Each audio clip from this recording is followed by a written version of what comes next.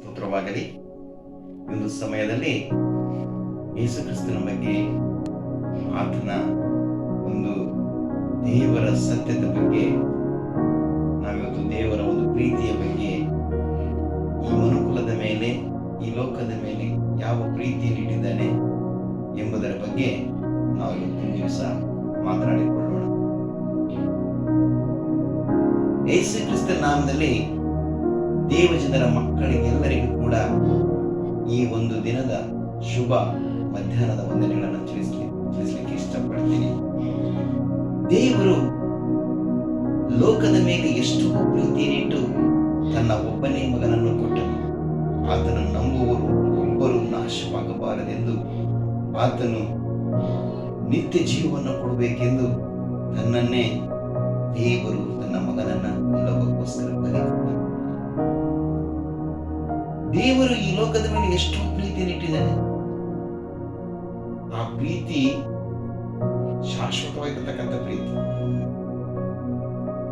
ಯೇಸು ಸ್ವಾಮಿಯನ್ನ ನಂಬುವವರು ಎಲ್ಲರೂ ಅಲ್ಲ, ಯೇಸುವನ್ನು ನಂಬುವವರು ಒಬ್ಬರು ಕೂಡ ನಾಶವಾಗಬಾರ್ದು. ಹೌದು, ಈ ಲೋಕದಲ್ಲಿ ಯಾರು ಕೂಡ ನಾಶವಾಗಬಾರ್ದು. ಯಾರು ಅಂತ ಹೇಳಿದ್ರೆ ಯೇಸುವನ್ನು ನಂಬಿದವರು ಒಬ್ಬರು ಕೂಡ ನಾಶವಾಗಬಾರ್ದು. ಈ ಲೋಕದಲ್ಲಿ ಎಷ್ಟೊಂದು ಹಿಂಸೆ ನಡೀತಿದೆ. ಕುಟುಂಬದಲ್ಲಾಗಿರ್ಬೋದು, ಶಾಲಾ ಕಾಲೇಜುಗಳಲ್ಲಾಗಿರ್ಬೋದು, ಆಫೀಸ್ನಲ್ಲಾಗಿರ್ಬೋದು, ಒಬ್ಬ ವ್ಯಕ್ತಿಯ ಒಂದು ವಯಸ್ಸು ಕೂಡ ನೋಡೋದಿಲ್ಲ, ಆತನ ಎಕ್ಸ್ಪೀರಿಯನ್ಸ್ ನೋಡೋದಿಲ್ಲ, ಅನುಭವ ನೋಡೋದಿಲ್ಲ. ಯಾವ ರೀತಿಯಾಗಿ ಹಿಂಸಾತ್ಮಕವಾಗಿ, ದೈಹಿಕವಾಗಿ, ಮಾನಸಿಕವಾಗಿ ಹಲ್ಲೆ ಮಾಡೋದು, ಮಾತನಾಡುವುದು, ಸಂತೋಷ ಅನ್ನೋದೇ ಇಲ್ಲ. ಈ ಜೀವಿತ ಒಂದು ಶಾಶ್ವತ ಅಲ್ಲ. ಯೇಸು ಹೇಳಿದ್ದೇನೆ ನೋಡಿ, ಏನ್ ಹೇಳಿದೇನಪ್ಪ ಅಂದ್ರೆ, ನೀವು ನಿಮ್ಮಂತೆಯೇ ನಿಮ್ಮ ನೆರೆಯವರನ್ನು ಕೂಡ ಪ್ರೀತಿಸಿರಿ. ಮತ್ತೆ ಹೇಳ್ತೇನೆ, ನಿನ್ನಂತೆಯೇ ನಿನ್ನನ್ನ ಪ್ರೀತಿಸುವಂತೆ ನಿನ್ನ ನೆರೆಯವರನ್ನು ಪ್ರೀತಿಸಬೇಕು ಅಂತ ಹೇಳಿದ್ದೇನೆ. ಹೌದು, ನಾವು ಎಷ್ಟು ಉತ್ತಮವಾಗಿರಬೇಕು, ಎಷ್ಟು ಕ್ಷೇಮವಾಗಿರಬೇಕು, ಎಷ್ಟು ಸೌಖ್ಯವಾಗಿರಬೇಕು ಎನ್ನುವುದನ್ನ, ನಾವು ಸಂತೋಷವಾಗಿರಬೇಕು ಅನ್ನೋದನ್ನ ನಮ್ಮ ದರ್ಶನ ನೋಡ್ಕೊಳ್ತೀವಿ. ನಮ್ಮಂತೆಯೇ ನೆರೆಯವರನ್ನು ಕೂಡ, ಅವರು ಕೂಡ ಸುಖವಾಗಿರ್ಬೇಕು, ಶಾಂತಿಯಾಗಿರ್ಬೇಕು ಎಂಬುದನ್ನ ಪ್ರೀತಿಸ್ಬೇಕು. ನಾವು ಅವರು ಕೂಡ ನಮ್ಮಂತೆ ಇರ್ಬೇಕು. ನನ್ನ ಮಾತು ಹೇಳಿದ್ದೀನಿ ಏಸಪ್ಪ, ಸ್ತೋತ್ರಪ್ಪ ದೇವರೇ, ನಾನು ಪ್ರೀತಿಸಿದ ಮೇರೆಗೆ ನೀವು ಒಬ್ಬರನ್ನೊಬ್ಬರು ಪ್ರೀತಿಸಬೇಕು. ನೋಡಿ, ದೇವರ ಪ್ರೀತಿ ಶಾಶ್ವತ, ಮಧುರ.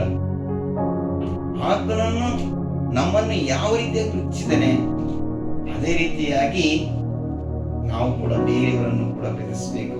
ಅವರು ನಮ್ಮಂಗೆ ಮನುಷ್ಯರು, ಅವರು ಕೂಡ ಸುಖವಾಗಿ ಬಾಳ್ಬೇಕು, ನಾವು ಕೂಡ ಸುಖವಾಗಿ ಬಾಳ್ಬೇಕು, ಶಾಂತಿಯಿಂದ ಬಾಳ್ಬೇಕು, ಪ್ರೀತಿಯಿಂದ ಬಾಳ್ಬೇಕು ಅನ್ನೋದನ್ನ ಆತ ನಮಗೆ ಕಲಿಸ್ತದೆ.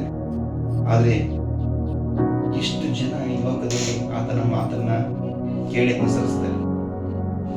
ಇಲ್ಲಿ ಕೇಳುವವರಿದ್ದಾರೆ, ಕೆಲವರು ಕೇಳುವುದೇ ಇಲ್ಲ, ಕೆಲವರು ಕೇಳುವರಂತೆ ನಡೆಸ್ತಾರೆ. ಎಷ್ಟು ಜನ ಈ ಲೋಕದಲ್ಲಿ ಹೇಳಿದ ಮಾತು ಕೇಳ್ತಾರೆ, ಅನುಸರಿಸ್ತಾರೆ.